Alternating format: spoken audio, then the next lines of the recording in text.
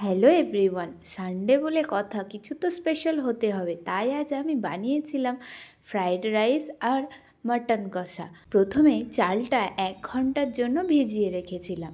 এরপর একটা পাত্রে কিছুটা জল দিয়ে গরম হয়ে গেলে দেব সাদা তেল আর গোটা গরম মশলা, তেজপাতা। ভালো করে ফুটে গেলে চালটা দিয়ে দেব।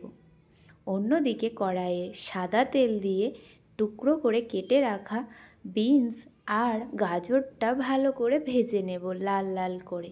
এরপর কাজু আর কিশমিশটা ওই একই সাথে দিয়ে ভেজে তুলে নেব। এদিকে রাইসটাও 80% সেদ্ধ হয়ে গেছে। আর হ্যাঁ, মটরশুঁটিটাও রাইসের মধ্যে দিয়ে সেদ্ধ করে নিয়েছি।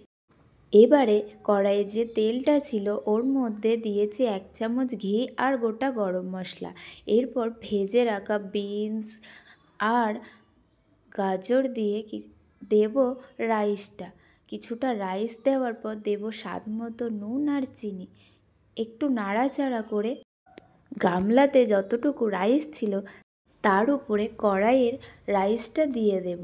আবারও স্বাদ মতো চিনি দিয়ে হালকা নাড়াচাড়া করে দিয়ে দেব গোলমরিচের গুঁড়া আর 1 চামচ গোলাপ জল। এরপর লো ফ্লেমে কিছুক্ষণ রেখে দেব।